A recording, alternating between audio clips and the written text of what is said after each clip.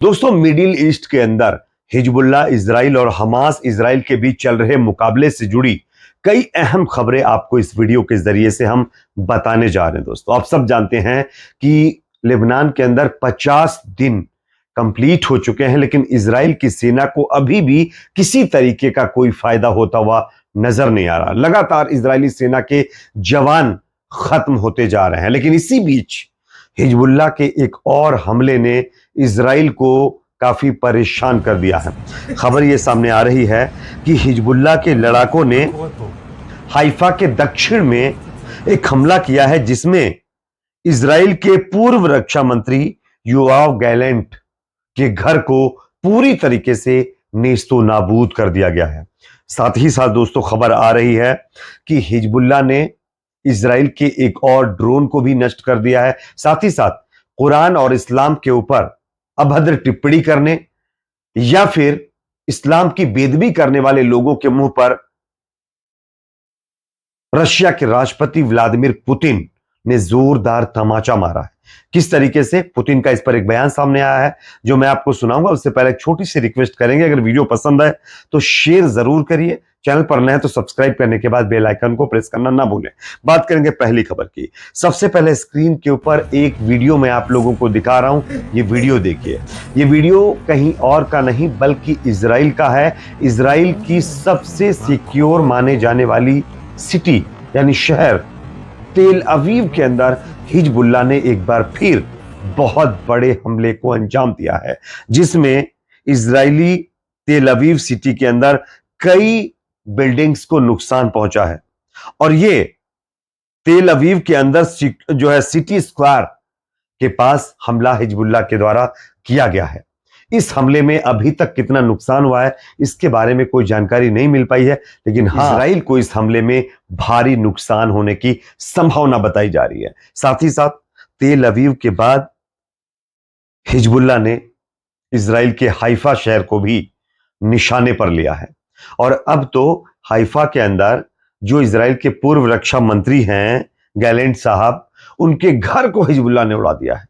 मैं आपको उसकी तस्वीर दिखा रहा हूं, खबर दिखा रहा हूं, आप स्क्रीन पर देख सकते हैं कि यह शुरुआती जांच में पता चला है कि हाइफा के दक्षिण में एलियाकिम में हिजबुल्लाह के ड्रोन द्वारा निशाना बनाया गया घर जो है वो योआव गैलेंट का निवास बताया जा रहा है, जो कि इजराइल के पूर्व रक्षा मंत्री थे। अब आप देख किस तरीके से हिजबुल्लाह अपने हमले तेज कर रहा है, जिसमें इजराइल को भारी नुकसान उठाना पड़ रहा है।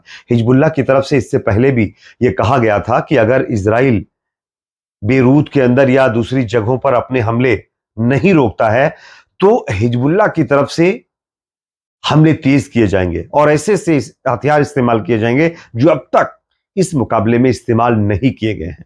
और उसी राह पर अब हिजबुल्लाह चलता हुआ नजर आ रहा है। आप देख सकते हैं कि इजराइल के पूर्व रक्षा मंत्री का भी घर सुरक्षित नहीं है, उसको हिजबुल्लाह ने उड़ा दिया। इससे यह पता चलता है कि इजराइल का जो आयरन डोम सिस्टम है वो पूरी तरीके से नाकाम हो चुका है।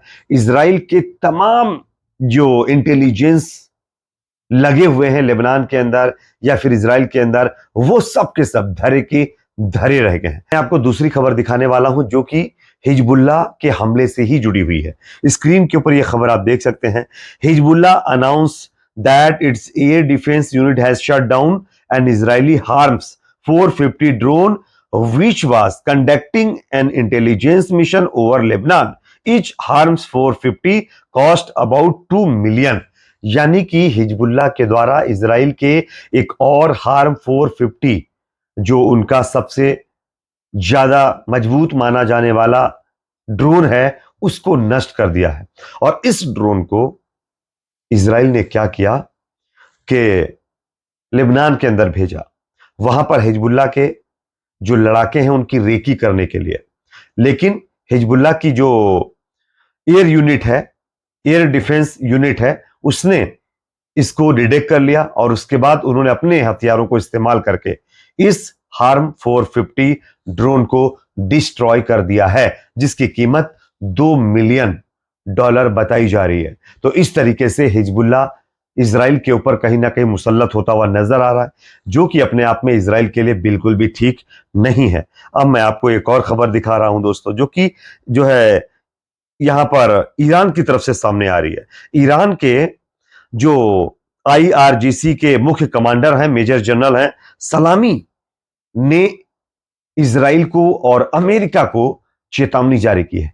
क्या कहा है आप स्क्रीन के ऊपर देख सकते हैं। IRGC के मुख्य कमांडर मेजर जनरल सलामी ने दुश्मनों को संबोधित करते हुए कहा कि हम अंत तक आपसे लड़ेंगे और आपको मुसलमानों के भाग्य पर हावी नहीं होने देंगे। हम बदला लेंगे, इसका इंतजार करें।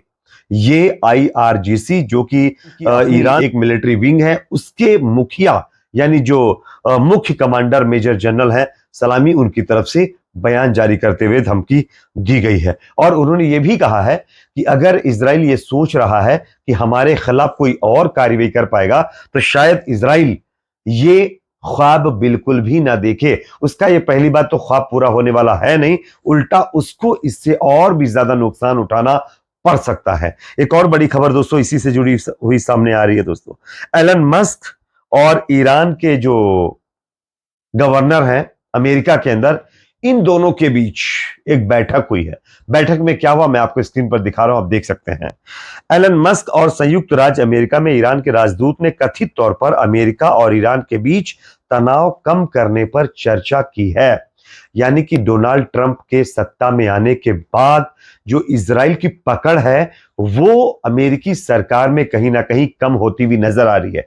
जो अमेरिका अभी तक ईरान के साथ बैठकर बात तक करने पर राजी नहीं हो रहा था, वो अमेरिका अब ईरान के जो एम्बेसडर हैं अमेरिका के अंदर, उनसे बैठक करके इस यानी अग्रेशन को कम करने की कोशिश में लग चुका है, जो कि अपने आप के लिए एक अच्छी खबर है। साथ ही साथ दोस्तों यहां पर खबर आ रही है रशिया से। रशिया के राष्ट्रपति व्लादिमीर पुतिन ने इस्लाम और कुरान की बेअदबी करने वाले लोगों के मुंह पर जोरदार तमाचा मारा है। किस तरीके से मैं आपको स्क्रीन पर खबर दिखा रहा हूं, आप देख सकते हैं। मुझे इस निंदा वाली हरकतें बिल्कुल पसंद नहीं है, ये कह रहे हैं व्लादिमीर पुतिन। आगे उन्होंने कहा कि खास तौर पर इस्लाम के खिलाफ, इस्लाम शांति और एकजुटता का धर्म है। ये कहते हुए व्लादिमीर पुतिन ने इस्लाम के तारीफों में कसीदे पढ़े और साथ ही साथ उन्होंने इस्लाम को एक शांति और एकजुटता वाला धर्म बताते हुए उसकी तारीफ की है।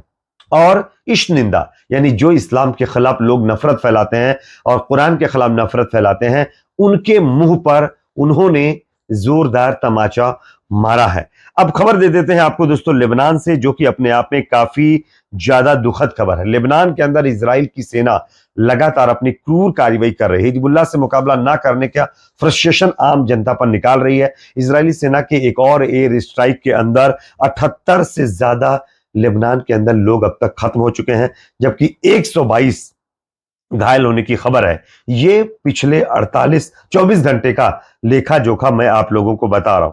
इसी के साथ बताया जा रहा है कि लेबनानी राष्ट्रीय समाचार एजेंसी ने बताया है कि आक्रमण की शुरुआत यानी लेबनान के अंदर जब से इजराइल ने एयर स्ट्राइक शुरू की है तब से लेकर अब तक कुल 3,365 के करीब करीब लोग खत्म हो चुके हैं, जबकि 14,344 लोग इसमें घायल हुए हैं। खैर, इस पर आपकी अपनी क्या राय है कमेंट सेक्शन में जरूर बताइए। वीडियो को लाइक शेयर, चैनल पर नए तो सब्सक्राइब जरूर करें।